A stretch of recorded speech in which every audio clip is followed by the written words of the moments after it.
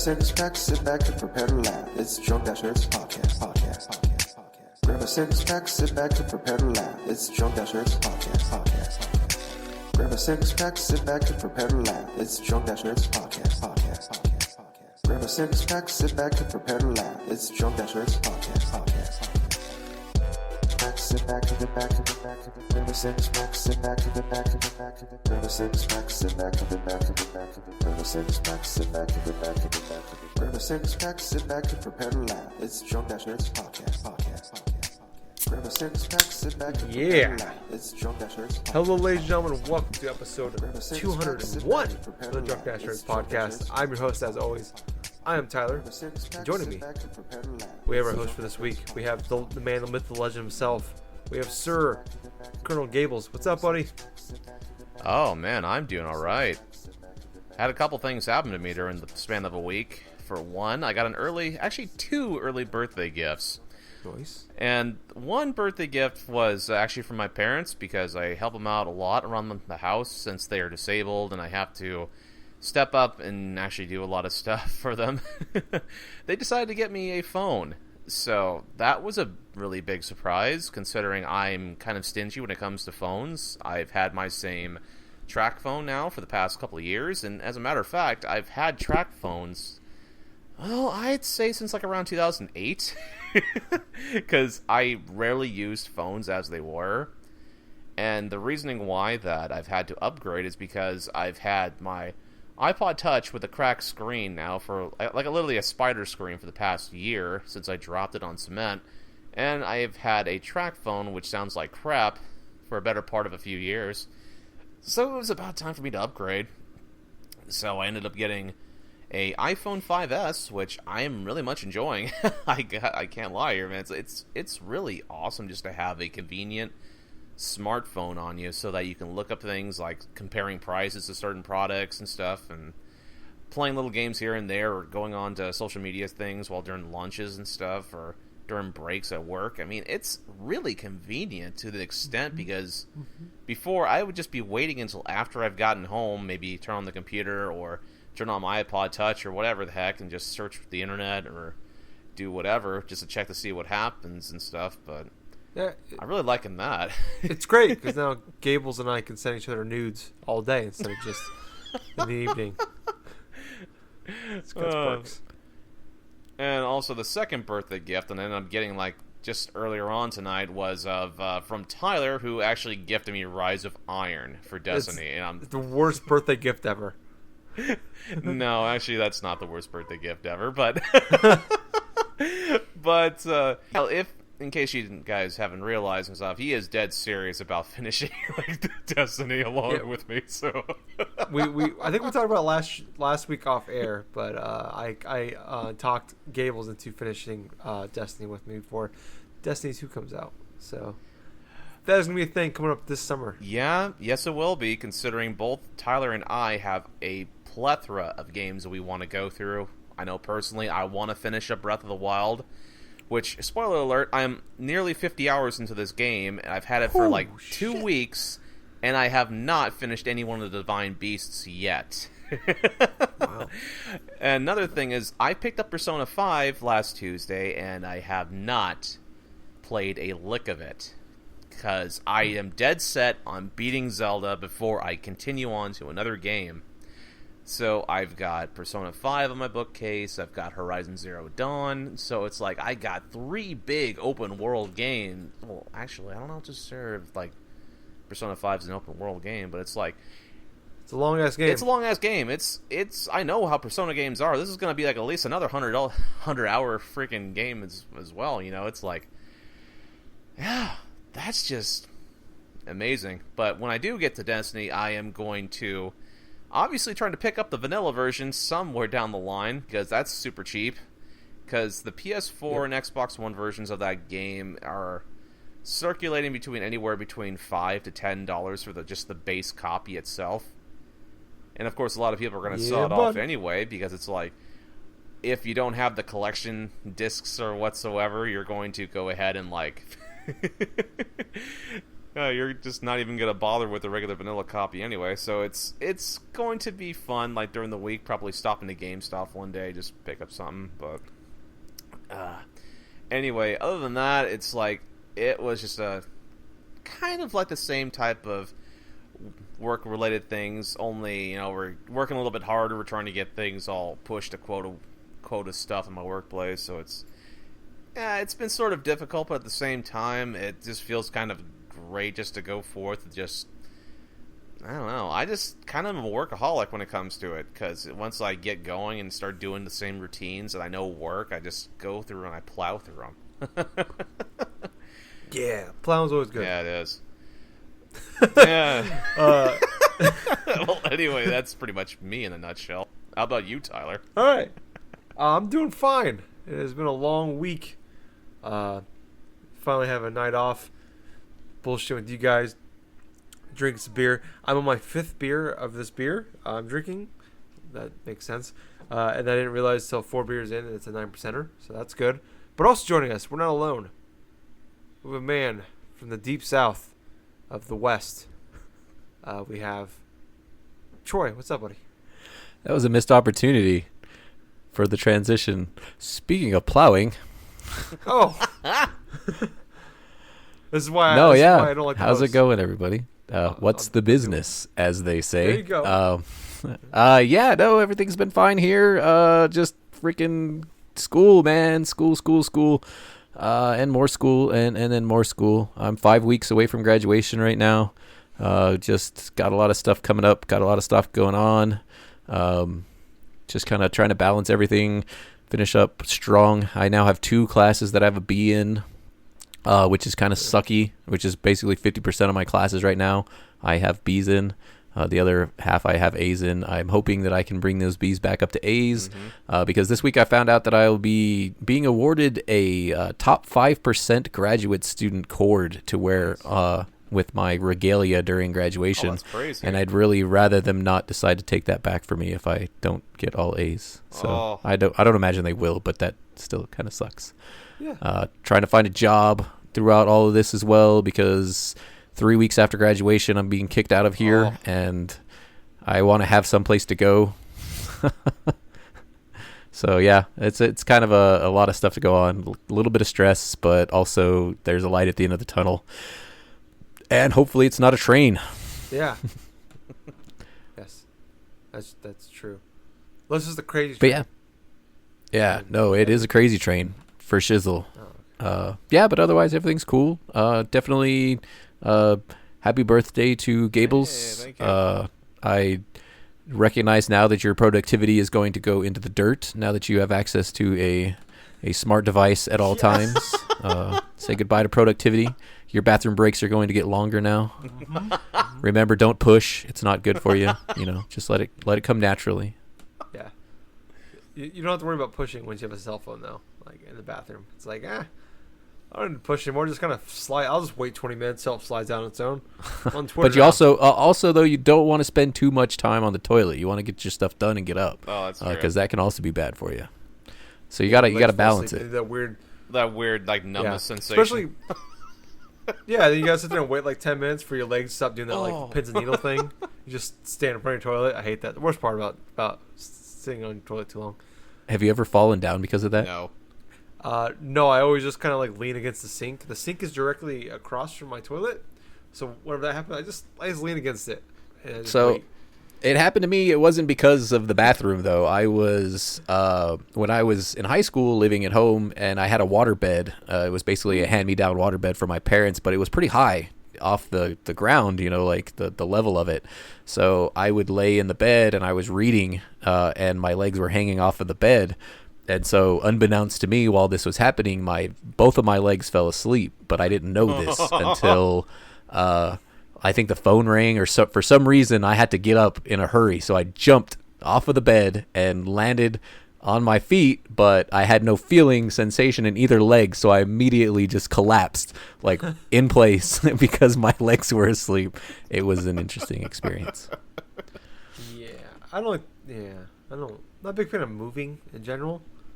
Especially when shit falls asleep. I just kind of, I don't know. I'm not a big fan of moving in general, especially when shit falls asleep. I just kind of, especially when shit falls asleep. I just kind of Yeah. Well, it's not even when it's asleep. It's not the problem. It's that transition period as it's just waking up and things get really like freaking tingly and like sensitive. Yeah, that's always a pain in the ass, and that's just the thing. I hate the tingling sensation. Almost literally. It's like, not only that, like whenever I sleep sometimes and stuff, I've had the issues when I was a child. I was like in bed or something where I'd wake up and like either my arm or my hand or something like that be completely numb or I could not feel them. It's like, oh god, no. Like just waking up around 3 a.m. and stuff, my hand is like motionless or something like that. So it's like, come on, damn it, wake up, damn it. Yeah, that usually happens if like during the sleep, like my arm ends up above my head. Like I'll wake up in the middle of the night and that arm will be completely numb and like I can't like pick it up to move it. So I literally have to use my other hand to pick it up and like place it on my chest or whatever to try and like let it wake back up. Gotta get the blood circulating somehow. It's like I can't move it, so I have to literally like pick it up and replace it. I don't have that problem much anymore. Usually, I take a lot of sleeping pills. Works for me. A lot of sleeping pills? Yeah. Like PM. at a time? A mandatory 15 hours. Every PM. It's great. It's great.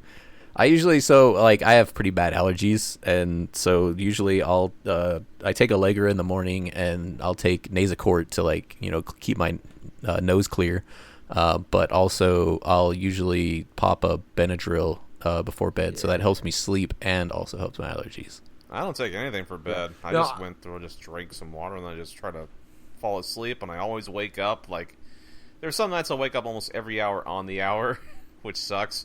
But I set my alarm things. I don't know why. I always wake up like around half an hour or like a couple hours before my alarm goes off. It's fucking ridiculous.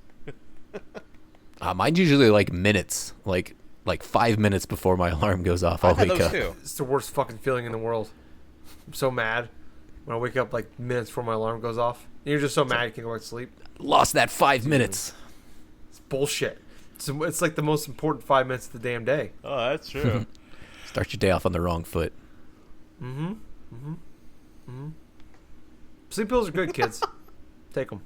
If there's anything you've ever learned from this podcast, in 201 I don't episodes, think we want to promote drug use of any kind. Yeah, it's fine. It's fine. Just follow the directions. It'll be all right. Don't take a lot of sleeping pills like Tyler. Yeah, don't do what I do. Just do caffeine. It's really dumb. Caffeine, a lot of monsters. No. Just drink some coffee. There you go. Also, I'm sad I hadn't been introduced when you started talking about being 4 beers into your beer. Yeah. Sorry. The logic right now is it's out the window. Oh yeah. That's how we do it. That's why we're the drunk dash nerds. Oh, well, at least I'm the drunk one in this. Single-handedly holding it down, making sure that we're 100% legit, that we're not falsifying our credentials. We are absolutely the drunk dash nerds. Tyler is making sure of that. Yep, I'm making up for the two of you being sober right now, and then I guess in this case, would Gables be the dash or would you be the dash? And who would be the nerd? I don't know. Yeah, I don't know. Like, These are very important questions we're gonna answer someday. We'll figure it all out one day. Maybe episode 300. Well, I'm a dad, and dad rhymes with dash. So maybe I'm the dash. Maybe you're the dash. It's not bad. I'd like to be the dash one day. We're going to logic this out. Yeah, we're going to... So, yeah, okay. One day you're going to be the drunk one, and I'll be the dash. How about that? I was drunk, 4 or 5 episodes ago? That's true. I can't remember how long ago. That's true, but we didn't preface who was the dash going into the podcast. That's true. We hadn't established a hierarchy at that point. We gotta every episode we gotta plan ahead maybe once in a while, who's gonna be the drunk one, who's gonna be the dash, who's So gonna the be the dash nerd. isn't the command for the day.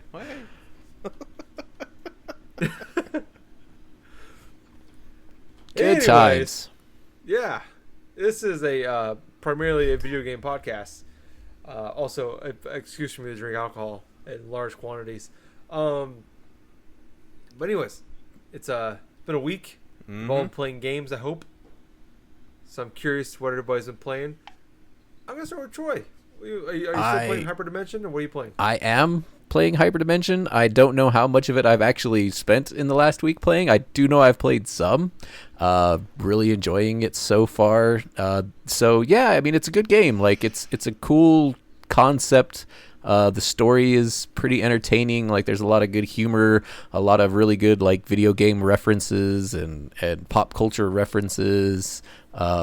Yeah, it's a pretty good little series. I've talked to a few people in the last few weeks, and they concur that it's a very good series. So I'm happy that I'm playing it. I haven't played any more Zelda. I actually, no, I haven't at all. I took it with me. I took the Switch with me. My little brother came over to. My wife was checking out his teeth because she needs a boards patient for her board exams coming up. So she was evaluating him for that. And I thought maybe we'd have some time to play that, but we didn't. I definitely like to give him a shot at playing it on Switch because he's now only playing games on PC, but he definitely has an affinity for Zelda. He's got a tattoo very similar to mine, actually. On my wrist, I have 3 heart containers, and one of them is half full. He's got on his forearm 4 heart containers, and one of them is half full. It's a lot larger than mine, obviously. Mine's, wrist size, like where a watch would be. His is like more the entirety of his forearm. So I he was asking about it, and I think he would really like it. So I might have him over in the next week or so to take that for a spin, especially since I'm not too deep in. I think he'll enjoy running around. But yeah, I mean, I haven't had a lot of time to play. School's been kicking my butt. I've got just so much stuff coming due and everything like that. I'm looking forward to being done with school. I plan to catch up on a lot of games and a lot of television and a lot of movies and a lot of everything that I haven't had time over the last 8 years to really do because I've been trying to get straight A's in school. That takes a lot of time. Yeah, trying to be an adult, basically. Trying. But be more adult than we're being adults. I wouldn't say that, but like if you want to get straight A's, you got to dedicate time to it. If you're okay getting C's, because C's get degrees, you might have a little more free time to do stuff like that. See, now you're talking my language. That's kind of where I'm at. C's, maybe D's. Yeah, kind of like a black sheep. D minus. That's all I need to graduate unless you college. want to get a medical degree. In that case, you have to have a 3.0 average. That's just the thing. Yeah.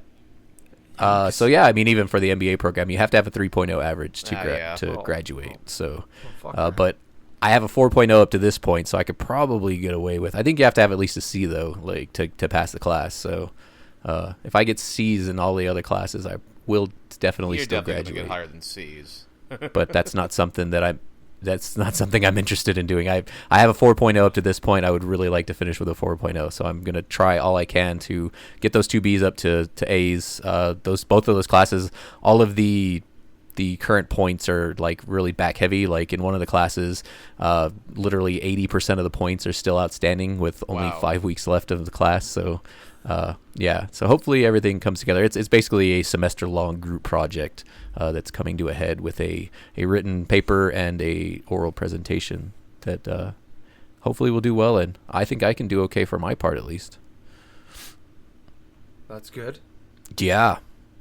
So, yeah, that's what I've been playing. And like I said, hopefully I'll try and keep up and at least play a little bit of games over the next few weeks, but I'm also going to be super busy. Yeah, life comes before video games, unfortunately, sometimes. Most time. But also, Gables, what have you been playing? Well, it's pretty much a continuation from last week. I'm still knee-deep inside The Legend of Zelda Breath of the Wild. I've had the Switch now, going on my 2nd week, and I've been playing nothing but Legend of Zelda. I have gone to a point where I am nearing 50 hours inside this game. What I've done predominantly is I am a firm believer that I want to explore all of the landscapes, everything, until, I end up getting my fill upon that before starting the main quests, or even like just finishing quests in general. Because the thing about the Zelda game that I really love how everything is so open-ended and stuff, so that I can go through specific parts and finish to my leisure if I really wanted to. So I've done exactly that. I've went through and I have unlocked every single tower that has... wow. I've actually unlocked the entirety of the map. So now that I've unlocked the entirety of the map, it has me wondering, okay, what would I do next? And I ended up going through... I've been trying to find all these random shrines, and I have found at least 41 so far. So I've gotten 41 shrines completed. I have around 10 hearts. From what I've been hearing and stuff, I need at least 13 for this game. And for, like, I try to get into, like, the portions that I really need to go through. But... yeah, no, that's definitely my goal too. I want to get at least 13 heart containers and stuff like that. But knowing me, I'm probably going to see if I can get more because I want to make sure I get a lot of those shrines, because a lot of the shrines are really well thought out and they are simple, but yet some of them can be quite challenging and they are a lot of fun to go through. I mean, I was not expecting those little miniature like shrines to be so addicting to try to find and try to complete, but it's definitely something that's radically different than what I'm used to in open world games. I mean, we've all been through like a couple of open world games where we have to go through collect certain aspects, or we have to go through claim specific bases or specific dead drops or whatsoever. But here in Zelda, it's like you got to work for a lot of those like completions for quests and for caves and stuff. So, like I said before, I've gotten 41 of those little courage orbs and stuff. I am nearing my 11th one. I just need to find the last shrine to complete it. Let's see, what else have I done here? I have went through the Gerudo Desert and the Gerudo Desert, pardon me. And I've actually went through inside the Gerudo town. I am currently at the, let's see, like Vanaboras, Divine Beast, and I am facing off against the boss of that particular Divine Beast. And basically, what I have been ending up doing is I've been hearing little rumblings here and there that I have just stumbled across probably the hardest of the Divine Beasts. Incidentally, I mean, I was doing like the water one. From the Zoro's domain and stuff, but I got kind of stumped there, and I decided to just go through and finish some of the shrines, and then I happened upon doing a lot of the stuff for Gerudo Town and stuff like that, so it's like, okay, let's see if I can actually go through this one. So I've completed the puzzles for Naboris, which they weren't exactly that difficult. I mean, you had to do a lot of shifting and a lot of, like, turning of columns and this and that, though, but it wasn't, like, really difficult to an extent where I needed to, like, completely stumped, you know? I mean, there were some, like, things that I overlooked the first time I was going through this gigantic temple, which just basically that's what they are. All the Divine Beasts that I've encountered so far, it's just basically a temple. Kind of like how you would play in like, other Zelda games, only instead of it being, like, element-based for particular types of, like, temples in the other games, you basically go through, you encounter these Divine Beasts, you have to somehow get on top of them, and all of a sudden you go inside, like, to complete the various temples in order to... I'm assuming this is true for all of the Divine Beasts. I haven't really gone through the other ones yet, but I do know there's 4 of them. I do know that one of them's an elephant. The other one that I'm at, Naboris, is like shaped after a camel. And let's see, the 2 other ones I've seen, one looks like a gigantic bird, and the other one kind of reminds me of like a salamander, which that's pretty cool. A salamander that's climbing on top of a volcano. I think that's supposed to be like Death Mountain. But speaking of like Death Mountain stuff, yeah, I have personally tried to go forth and see if I can find how to transverse Death Mountain, because there are quite a number of shrines there. But I haven't been able to go through and finished any of them inside that area, because I need something specific to where I am not burning at the crisp if I go over to that extent. Because that's just the thing. If you enter into the Death Mountain area, immediately you're going to be hit with all of these little heat damage, because your Fahrenheit, like your temperature meter, it goes off the charts for heat, and so you automatically are suffering damage if you get too close. It doesn't matter what food you eat, what clothes you wear, something like that, you're going to receive damage regardless. So I'm wondering if there's some sort of tunic I need to get, or if there's some sort of like device of some sort that's going to allow me to traverse this heat infested area. But yeah, let's see. I've finished a couple of shrine quests, which basically I stumbled on by accident. I've climbed this gigantic pillar or something like that, and to finish off one shrine, I've actually encountered this like another shrine quest and stuff where I had to climb up this particular pillar for these Goron brothers, collecting all these rupees, and then trying to finish it in a time limit. Which, hey, that was fun. I wasn't really expecting that, but it was all right for what it was. But the vast majority of the stuff that I had been doing this week during Zelda is just exploration. I ended up finding my first tidbits of the memory shards and stuff like that from going through and talking with Impa inside Kakariko Village. I have gotten 4 out of the 12. So I need to try to... That's just the thing. Because I've been all over, I am recognizing where certain things are at based upon the photographs. And I know the general vicinity... I know the general direction of where a lot of these memory fragments are, but getting to some of them requires me to trekking through areas that I have not really remotely explored, so it's really been kind of a hassle to try to do so. As a matter of fact, if I can't really go through this boss at Naboris, I'm probably going to put it on hold and probably go through and try to find like some other shrines or something to power myself up. You can go straight to Ganon. Well, that's just there you go. Well, that's just the thing. I really wanted to beat these divine beasts before I go on to Ganon. But yeah, that's pretty much what I've been playing. Just Legend of Zelda. Nice. I'm kind of in the same boat with you.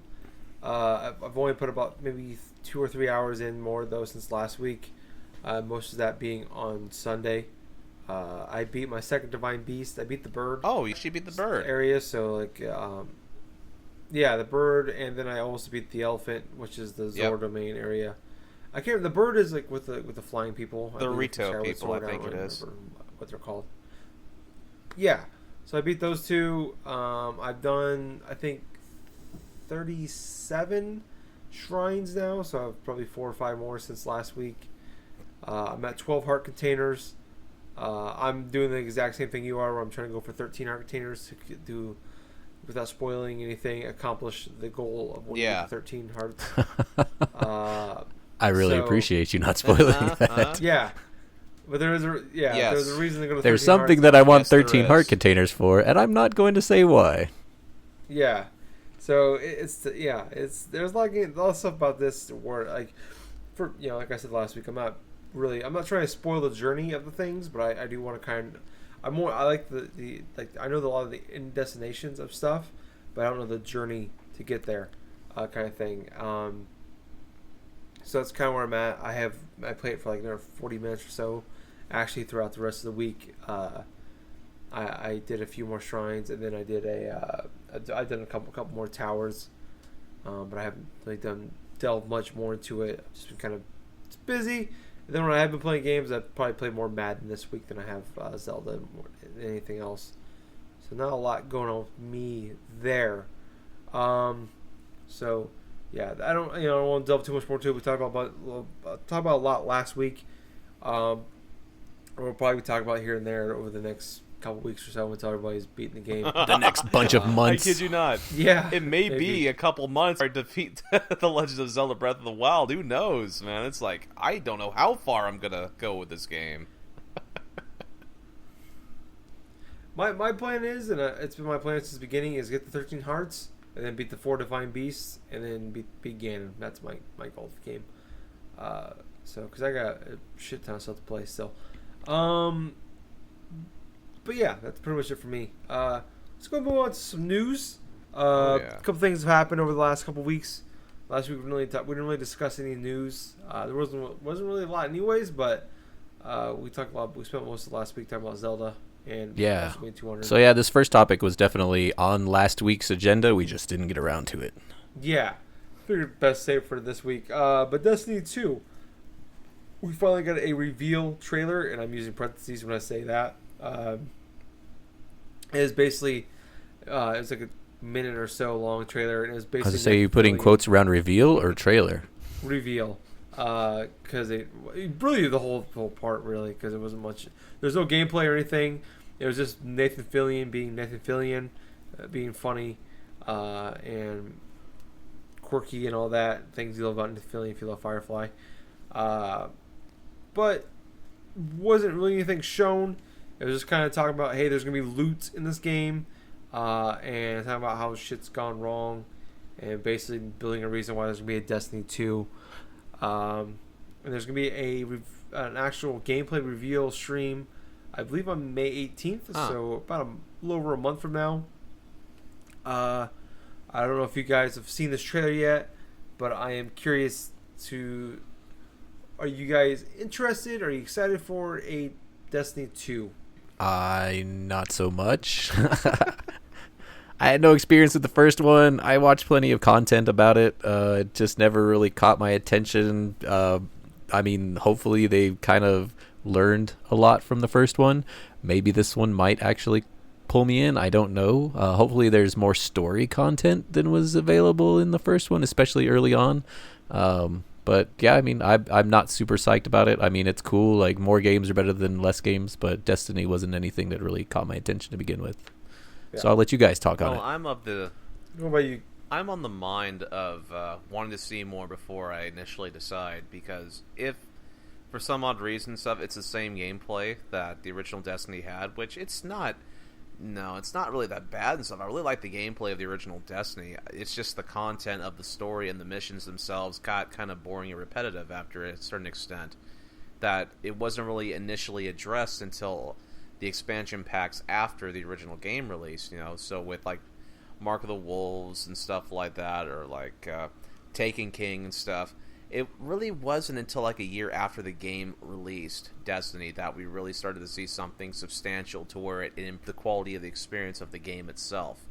So even if I do see more of Destiny 2, I'm of the mind of, okay, do I really want to buy this game at launch like I did the original Destiny? Because I may get burned yet again, because maybe this is going to be the same like how Destiny was, where you have good gameplay, you have good types of maybe like co-op or like online raids or online like particular strike missions you can do, but the single player content probably isn't going to be of the type of quality that Bungie normally would try to do with certain other games in their past. So I'm on the fence here. I'm interested, but at the same time it's kind of a borderline thing. That's basically what I think. Yeah, I'm kind of with you. Like, you made some good points about, like, I feel like Destiny coming out was definitely a big blunder, and it did not live up to anywhere near the hype of what we thought it could be. But since then, since I think 2013 when it came out, 2014, they made some great strides, I think, in making the game better, improving upon kind of where it started off at. And I'm hopeful that Destiny 2 is a good game, and like we tell people like talk a lot of shit, and so do I, about Destiny and make fun of it a lot. It's the easy game to make fun of, but the game is good enough. The fact that like I keep wanting to go back to it, and I keep wanting to play it, and I bought all the DLC for it. And then you bought all the DLC again. Yeah. Yeah, I bought Gables a copy for it, or the Rise of Iron one for it. So I mean, there's something about the game that it kind of keeps bringing it back to it.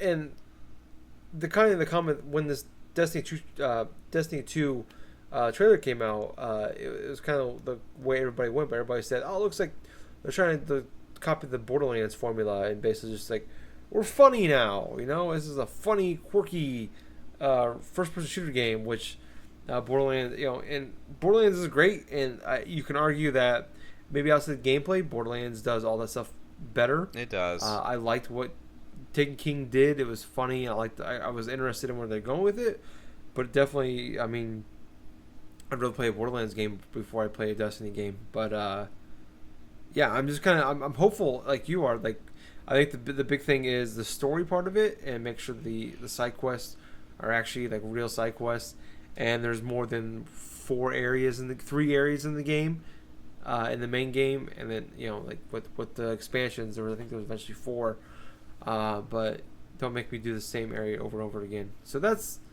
I think there's a big things that I think Destiny 2 is gonna be could potentially be a make or break for this IP, and I like Destiny obviously. The fact I keep wanting to play it. This is gonna be the 3rd summer in a row that we're gonna be playing that game. Oh yeah. On this podcast, so I keep going back to it. There's a reason for it, but there's gotta be more than what they got. So yeah, we'll definitely see. The May 18th will be an interesting day. I think we're gonna learn a lot, and then also E3 will be big for the franchise. But moving on, the Xbox Scorpio, which is gonna be the new Xbox One. We don't either new Xbox console or a new Xbox One version. They released the specs for it. A lot of big words and numbers that I don't understand. But kind of the key things coming out for it in layman's terms is it should do native 4K and 60 frames per second. And it's going to be much more powerful than the PS4 Pro. Yeah. The things that they were saying and what I understand of it sound very impressive. Talking to people online and reading stuff online, it sounds like what's in this system would, if you were going to build a PS4 with this, would be about $1,000 or so to make to buy the stuff separately and build yourself. So You mean a PC? Yeah, like build the PC yourself. Yeah. You said PS4. That's kind sorry. of threw me off. I was like, huh? Sorry, I've been drinking. Yeah, no, it's cool. But yeah, I'm curious. Like, are you guys? This is something that, like Gables, I know you just sold your Xbox. I have an Xbox One. I don't believe you have one, Troy. I do. You do have one. Oh, okay. Yeah, he does. I have an Xbox One. I have a PS4. Yeah. Yeah, I mean, there's a few things that kind of jump out at me on these specs. And I mean, unfortunately, they're just specs, so we don't have a whole lot to go off of. This 12 gigabytes of GDDR5 RAM is pretty impressive. The Xbox One has the DDR3, which is kind of what you would consider just conventional RAM that most computers have had for a long time. It has Dance Dance Revolution 3 inside the console. GDDR5, which is the memory that the PlayStation 4 has in it, which is faster. It's a faster RAM. That's a big chunk of why the PlayStation 4 outperformed the original Xbox One, was because of this GDDR5 RAM. So this new Project Scorpio is supposed to have 12 gigabytes of this RAM, whereas the PS4 Pro, I'm trying to find how much it's got. This article that we've got doesn't have the side-by-side specs. There is another one that does, but yeah, it's a significant amount of RAM over what the PlayStation 4 Pro even has. It was around maybe on top 8 or something like that. Possible. 8 sounds about right, without actually having the specs in front of me. Yeah, I mean, it's supposed to be powerful beast of a machine. Yeah, I've heard some people say it's kind of equivalent to having a 1070 GPU in a PC. Which can definitely do 4K natively. Yeah, I mean, but it really does come down to games. Microsoft, as of late, has not had a lot of huge titles, in their corner. Yes. Whereas PlayStation has the opposite. You have games like Persona 5 that just came out. You have Nier Automata. You have Neo. Horizon Zero Dawn, all of these games, kind of back to back. PlayStation's been kind of knocking it out of the park with the games, and especially this machine, with the exclusive forefront. Yeah, that's the thing. I mean, third party games are going to come everywhere, but if they don't have the games that are going to cause somebody to want to buy this thing, and we don't know how much it's going to cost either. That's another big sticking point. I think the messaging from Phil Spencer has been that this is a premium piece of hardware. It's not going to be I think that's kind of preparing people for kind of an expensive price point. It's probably not going to be in the ballpark of $300-$400. You're probably looking at least $500 for something of this spec, and only the people who are the most dedicated are going to go after it. But I do think that they need to have some games to kind of support it. Lately, like I said, a lot of the Xbox games have been canceled. They've got games that are indefinitely delayed or canceled, which is not a good look. Especially when you got a brand new shiny piece of hardware coming out on the market soon. So they're going to need to impress people at E3, I think. I'm of the mind of stuff where it's the same thing that I'm thinking of, like with just what you were saying, Troy, when it comes to the games and forefront of it. Like, for example, with Scalebound being recently canceled by Microsoft Studios due to some development troubles and forefront from, Platinum Games or something that was developing this game. Yep. Yeah. Let's see. With all the exclusives and stuff that I see on the PlayStation 4, going through comparison to the Xbox One, especially towards the rest of this year, it's really sparse in comparison to a console launch. It's basically this Scorpio thing. Even though they don't say, forefront that it's going to be a replacement for the Xbox One and the Xbox One S, it's basically is a successor to the system itself, in my honest opinion. But games aside, there are a couple of things. There are a couple of concerns that I have with it. One, obviously, are the specs. Now we talk about this 12 GDDR type. Yeah, the GDDR5 RAM. Yeah, the GDDR5 RAM and stuff. With all of this technology and all the types of some of the high-end RAMs that you would get for comparison to PC and stuff, I recently watched a video from The Know and stuff. This is one of their little shows and stuff they have on YouTube based from the company Rooster Teeth, where there was I think more recently a tech company came up with a specific type of graphics card, which is almost $1,200 with almost the same type, if not a little bit more advanced of specs, which they had the same type of GDDR stuff as, say, the Xbox One, not the Xbox One, but the Scorpio itself, where they were charging about $1,200. So what I'm getting in mind is, I'm kind of concerned about the price point of the Scorpio. I know Phil Spencer has said a lot about it being a premium product, but if I'm a consumer looking into this Xbox Scorpio, I understand, even though it's a premium product, there's two things that I keep in mind: an affordable price point, and what are the content going to be when the system eventually releases during the holiday season, which that's probably one of the biggest selling points for this console. Another thing is the comparison between this and the competition with the PlayStation 4 Pro. Another point that Troy was just stating, exclusives on the PlayStation 4 are absolutely killing it this year, with the end of the year possibly looking even better, and the possibility that maybe the PlayStation 4 Pro may get a price cut by Sony by the time that it may release during the November. I mean, that's a highly big possibility, especially if the Scorpio, if rumors are right, with that type of content that it has inside of its hardware and stuff, it may be a $600 or $700 console, which that is not going to look good in any type of consumer's eye. Yeah, sure, diehard fans are going to just eat up this type of tech, but at the same point, it's so much concerned about tech, but little exclusives into the deal. I mean, let's look at the exclusives we know right now for the Xbox One. We have Crackdown 3, which we've seen almost next to nothing about over the past couple of E3s. Some game footage, some revealed trailers, stuff like that. But we've also got maybe a couple other games. I know Cuphead is that game. You'll see a new Forza this year. Obviously, Forza Motorsport.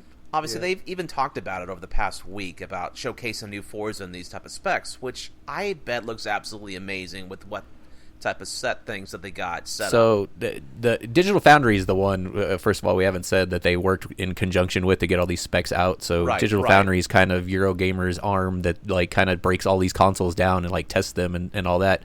They actually got hands-on with it with Forza Motorsport 6, which was the last Forza Motorsport game. And they put out some screenshots of that, and it looks fantastic. I mean, being Forza Motorsport, the last game in the series, it looks amazing in these screenshots. So I have no doubt that Forza Motorsport 7 will look fantastic on Project Scorpio as well. Oh yeah, it's a car sim. I mean, for God's sakes, you have to have it look the most impressive possible on your piece of tech and stuff. Car porn.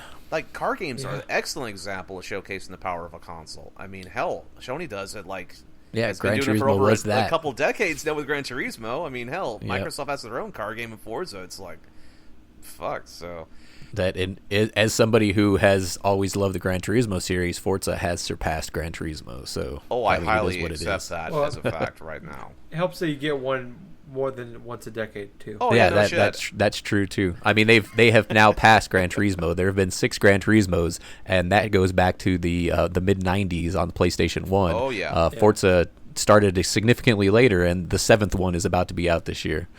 Well, that doesn't include Horizon either. Yeah, and Horizon's not included in that. Horizon's a different beast, which is also still amazing. Yeah. But yeah, like we don't have a lot of news on what games will be available for this thing, and there's no doubt that with the extra power, like third-party games will probably look and run the best on the Scorpio, now. But then also that doesn't necessarily mean that your Call of Duties are going to jump ship to go back to Xbox, for exclusivity, because PlayStation has the edge right now in install base, and if this thing doesn't sell huge numbers, they're still going to be developing for PlayStation first, and PlayStation's still going to continue to get these exclusive deals. Yes, as a matter of fact, there's actually been talks by some developers that have been wanting to pull some of the Xbox One, some of the Xbox One ports in order to try to alleviate certain costs and stuff, and going to Sony's platform in order to do that. I don't know which exact games from what companies or something like that, but it's just been sort of like a rumorous type of say around the grapevine in the gaming sort of industry right now, where it's like there have been some games that have had Xbox One versions pulled, maybe towards at a later date to be released or something like that in comparison, sort of like a time exclusive sort of thing that we've already seen. But yeah, I'm just kind of interested in seeing more at E3, considering that they already have gotten a lot of their spec stuff out of the way now for this console. We still don't know the price. We still don't know what the console even looks like, or even the name what it's actually of it called. Yeah. So, man, it's going to be an interesting Sunday. That's for sure. Yeah. Pretty much a lot of my opinions kind of agree with yours, and pretty much everything. What's the price going to be? If this truly is a $1,000 to $1,200 PC build, how are they going to market this thing and sell it to people at an affordable price for everybody? And the key thing is games, really, more than anything. Mm-hmm. It's it might look really nice, but what the fuck am I going to play on it? Outside of just Horizon, Forza Horizon, and also Crackdown. You won't be playing Horizon on this. Yeah. Yeah, obviously. And then Crackdown 3, what's going to be the big selling point for this? Why am I buying this thing this holiday season? And I hope there is a good lineup coming out this year. And for me personally, I don't see a reason to buy this for myself, just because I'm looking at this entire year, 2017. There's nothing coming out outside of maybe Cuphead that I'm interested in picking up from Xbox One that I can't get on my PS4 or Switch. I have the PS4 Pro. I have a 4K television. I don't regret either one of those purchases. But I look at the reason I had the 4K Pro, or the PS4 Pro, but I don't regret it, because I look at games like Horizon, Danganronpa 1 and 2. There's Nier. There's a few probably a few other games that have come out this year that I'm forgetting about, and there's gonna be more coming out later on in the year that I'm not thinking of right now either. But there is, as far as the PS4 being my go-to home console game, it is it's made up for its money. The money I spent on this stuff has been made up for already. And it's going to be made up for over the course of the next year plus. And I can't make the argument with buying, when I own an Xbox One that I haven't played in 4 months. I can't make the argument for myself. And it was like you mentioned, Troy, the PS4 has a much bigger install base, so it's going to be tougher for people that maybe already have a PS4 to maybe go into get the Xbox Scorpio. And then it's going to be the 4th year of this generation. If this isn't truly the next new Xbox, why are people going to jump in now and pay a premium price for a console? I agree. And especially with these games in the past, probably a lot of them aren't going to take the power and the capabilities of the Scorpio and use them. It's just going to be hey, you have it might look slightly better on the Scorpio than it did on the old Xbox One. Yeah, so that's what I'm understanding is it's almost like the boost mode in the PlayStation 4 Pro is kind of going to be activated for all games. That includes the backwards compatible games. Yes. Like everything that plays on an Xbox One will play on this thing. So all the 360 backwards compatibility will transfer over, and you'll probably see some performance increase, and stuff like that. Maybe a little bit of graphics, but it comes down to what's new. Like nobody's going to buy this to play old games. They're going to want to see what's coming up on the horizon. Microsoft needs to come out hard at E3. I think that's a lot of the reason why these specs are going to come out anyway. They might be leaked out by some developer or something. Like the longer you sit on this stuff, the better chances that it's going to get leaked. And so it's better that Microsoft gets out in front of it, on their terms. But there's still so much more to be said. I'm of the mind that, I'm the same with the PlayStation though, is that, before I'm going to buy a new PlayStation or a new Xbox, like I would probably much rather spend $600 and get a new graphics card for my computer. My computer's in decent shape. It's pretty good. I mean, I run, everything at 1080p at max settings, but if I decided to drop $600, I could get, one of the new 1080 Ti's and just demolish games at 4K. The games are there. Pretty much all of the Microsoft exclusives, have kind of, it's been said that most of them are going to be coming to PC. Even PlayStation, with PlayStation Now being available on PC and also running PlayStation 4 games, I may not be able to play a lot of their exclusives at launch, but the odds are good that those exclusives will eventually come to PlayStation Now. So I'd almost rather drop that money on my PC and just keep upgrading it rather than buy a new home console that's basically a PC, but maybe it will constantly fall behind on the curve. Like maybe Scorpio is more powerful than $1,000 PC right now, but it won't take but a couple years before the PC catches and surpasses that. So a console is always going to be playing catch up, and then on top of that, you're kind of playing in their walled garden. You're playing the games that Microsoft wants you to play. You're playing the games that Sony wants you to play. With the PC, you can play those games plus all the old games, plus arcade games, and like you just have way more options available to you on the PC. And neither Sony or Microsoft has given me a lot of reason to think that I should go out and buy their next console. I mean, Nintendo, I bought the Switch because Nintendo games are only available on Nintendo products, and Nintendo does Nintendo, So until one of these two console developers, proves to me why I need their next console, I will just as soon put that money into my PC.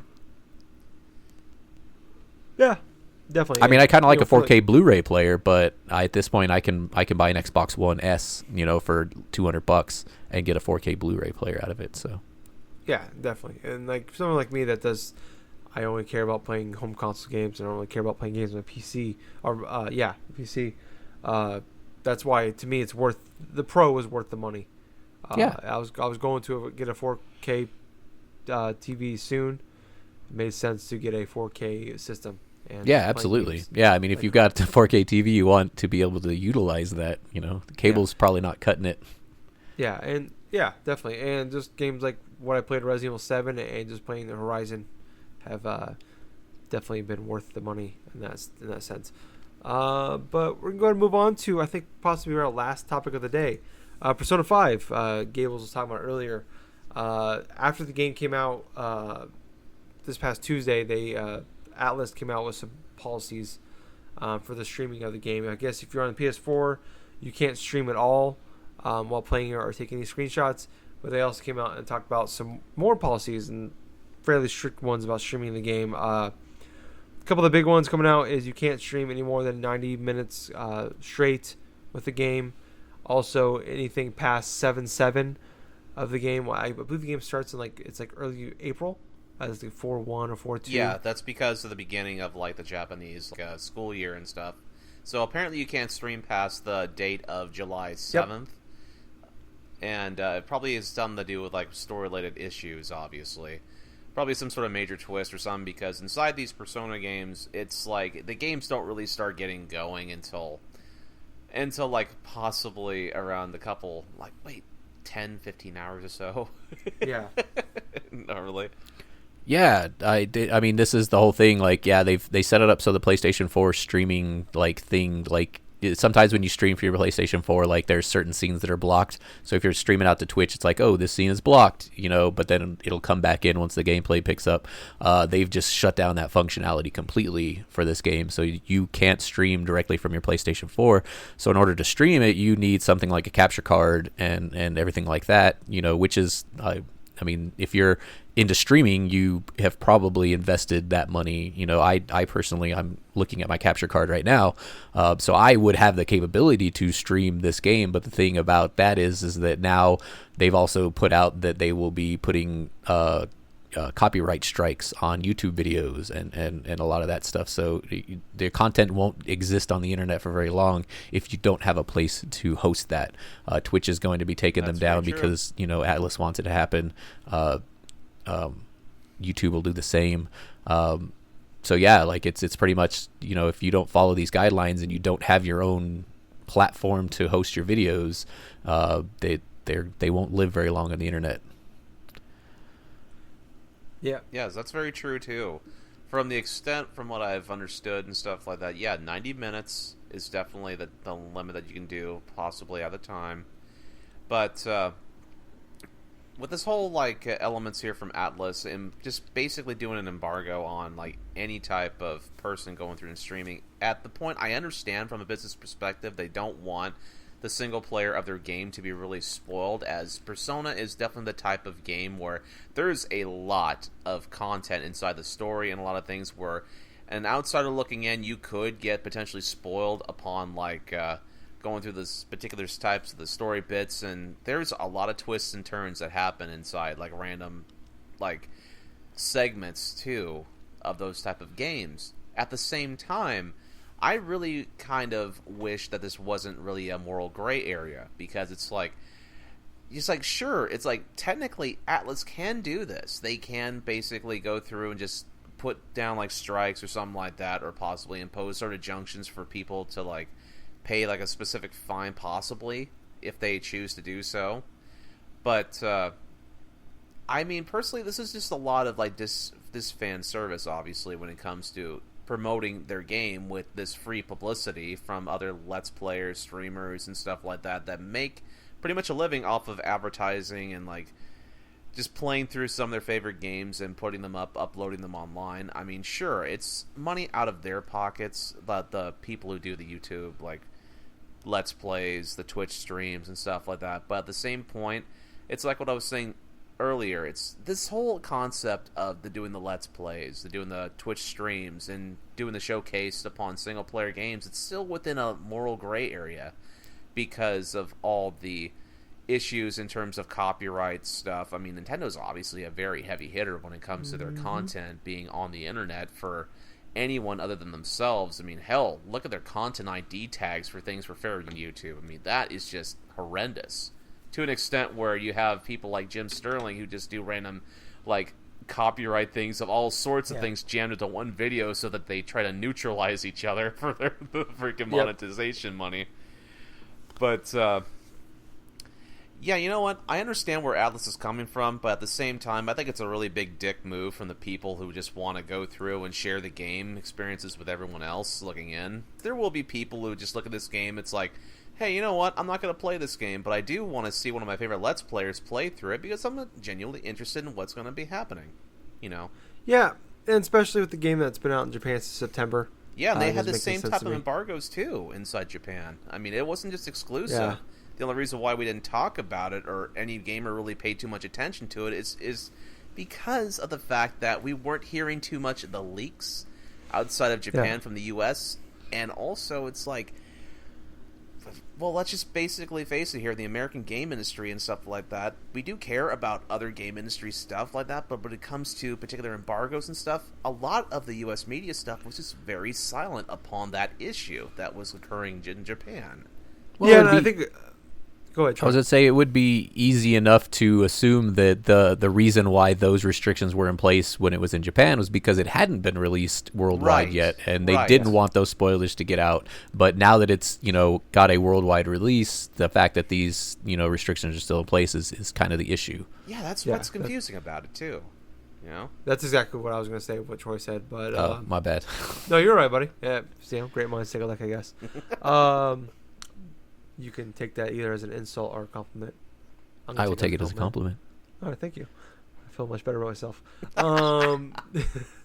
But yeah, no, it's a weird thing. I mean, what's weird though is I remember BioShock Collection.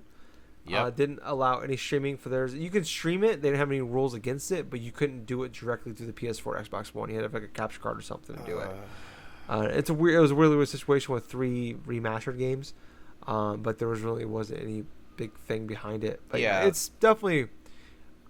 I don't understand it at all. Like I can't make a good argument. Like you, maybe because it could be different culture kind of thing. I don't know. I think that's a lot to do with it. Because I mean, it's ironic because I feel like Persona wouldn't even be that big of a deal in the United States if it wasn't because of things like Giant Bomb's endurance run of Persona 4.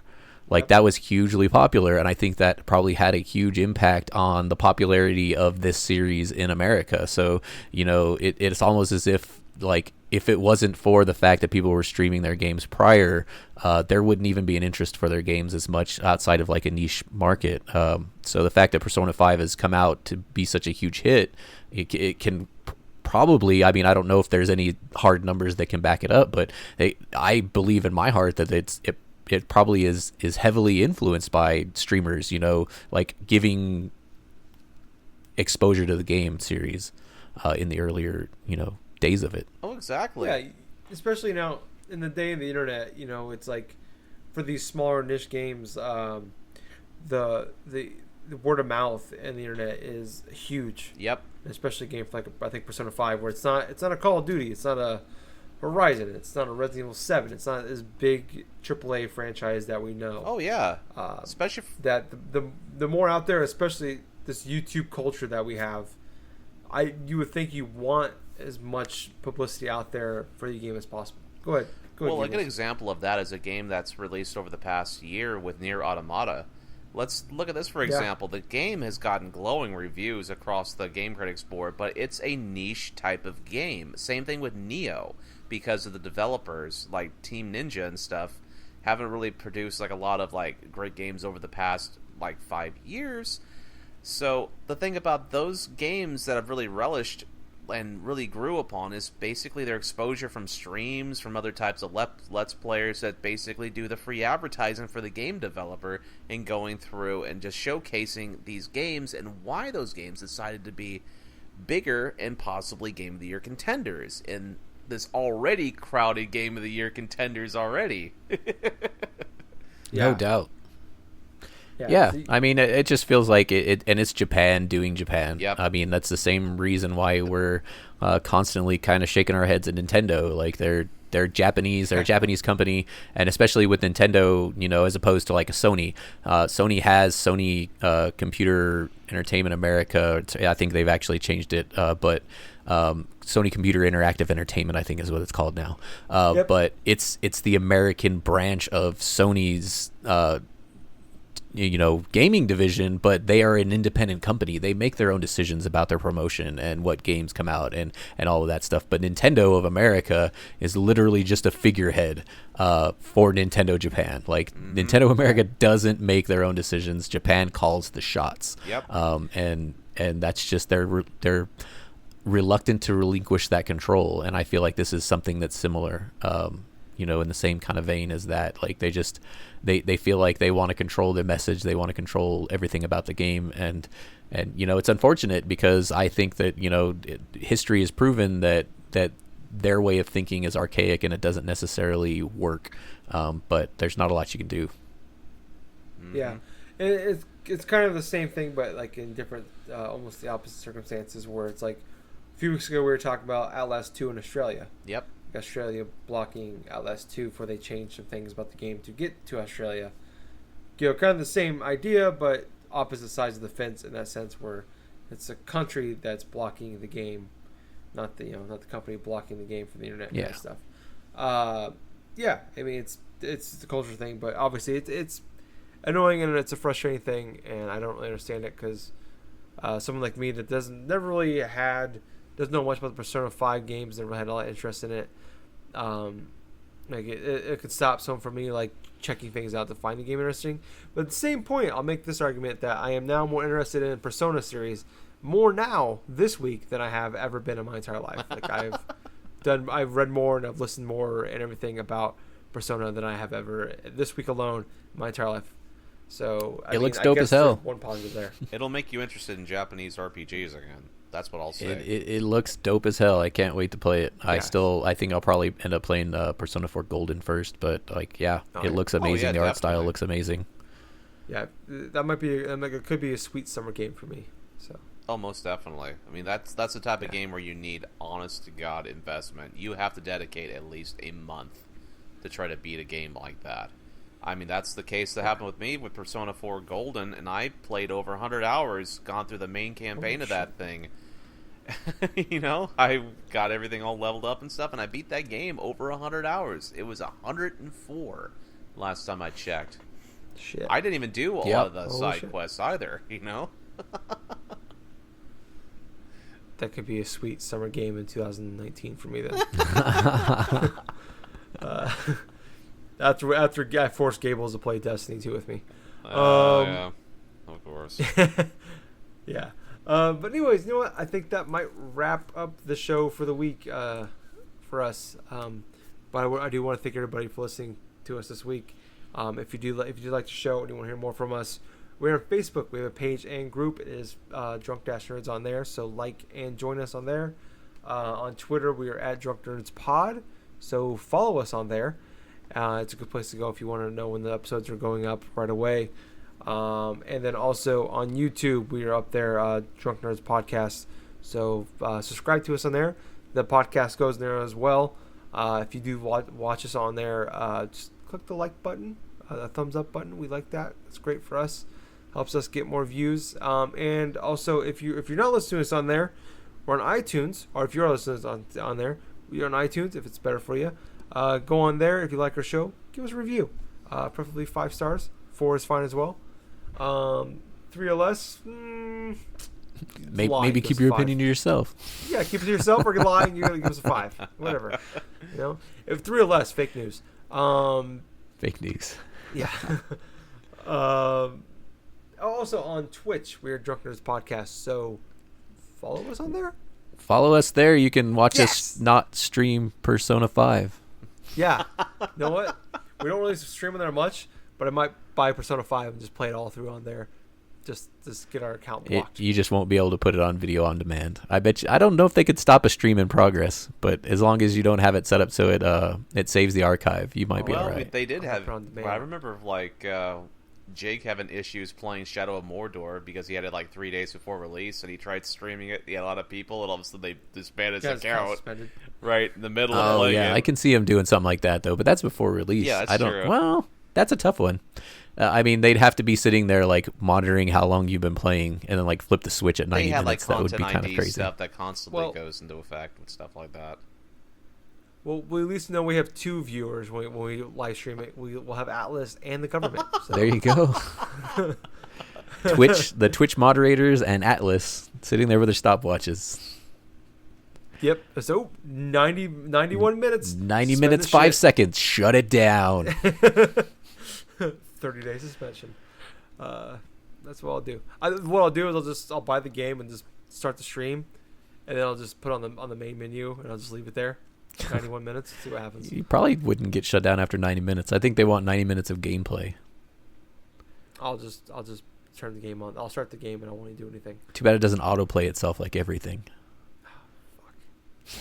I'll figure a way around it. I'm gonna get our account suspended. That's what I'm gonna do. That's my goal in life. Oh, come on. You don't get big until your account's suspended or something. Yep, that's how we're gonna fucking banned from Twitch. Yeah. We're edgy like that. Yeah, we are. We don't need Twitch. Fuck Twitch. We'll go something cooler. We'll go to Beam. Beam's probably got a streaming site. Bing gaming service. Yeah. They've got that. Isn't that Bleam or something? What's the one? It's a new Bleam. one. Bleam. Hold on. That's the fucking record device of the Dreamcast. Bleam.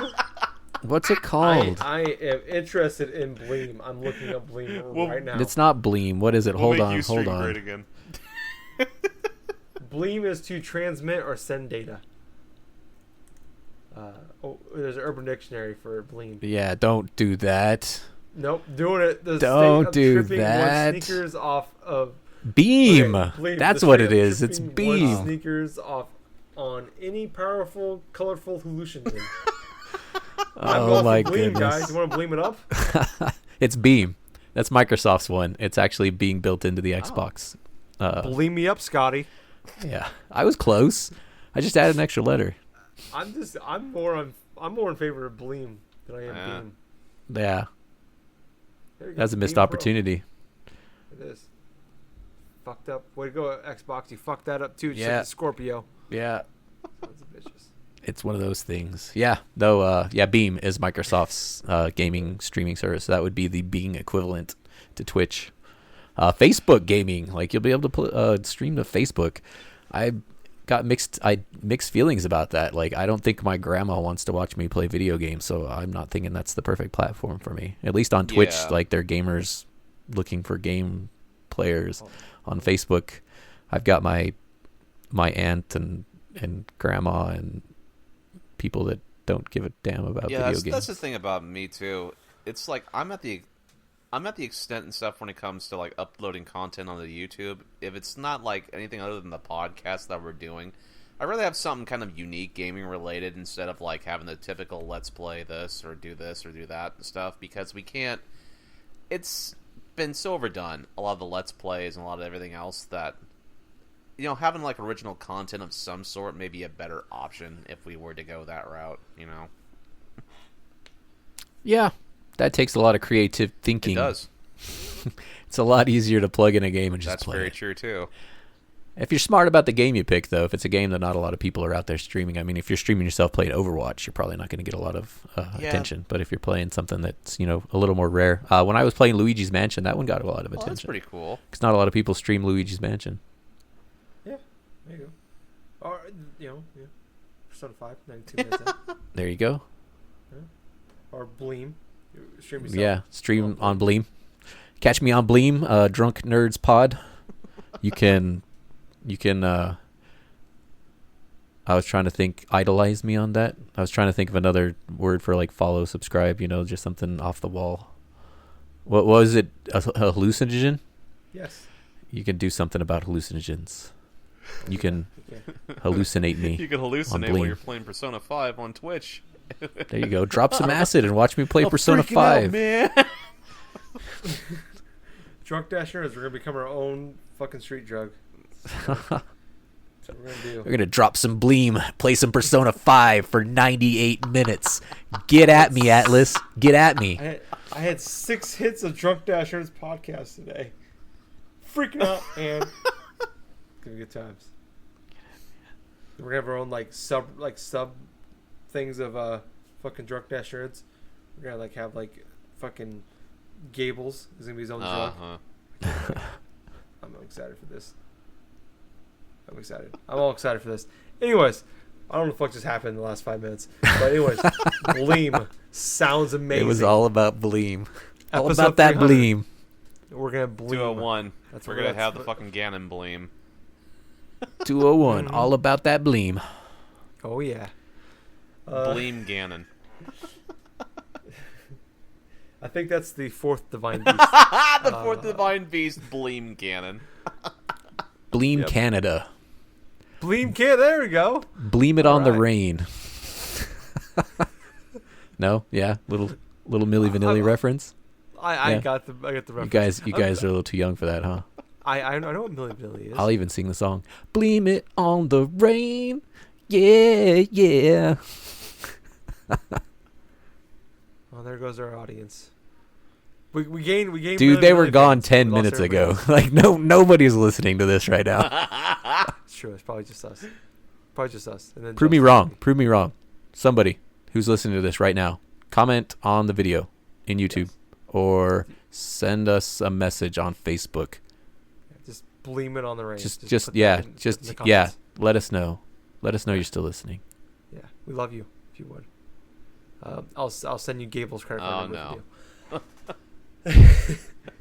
He's running out of them. They said he can't change any more credit card numbers. But anyways, once again, thank you guys for listening. I was your host. I was Tyler. I'm Troy. And I have been Colonel Gables. Until next week, everyone, stay gaming, stay frosty, and whatever the fuck comes after the letter B. Bleam. Stay Bleam, baby. Just Bleam. Bleaming on the Ritz. If you're blue and you know what to go do, why don't you go for fashion sense? Bleaming on the Ritz. And we're gone.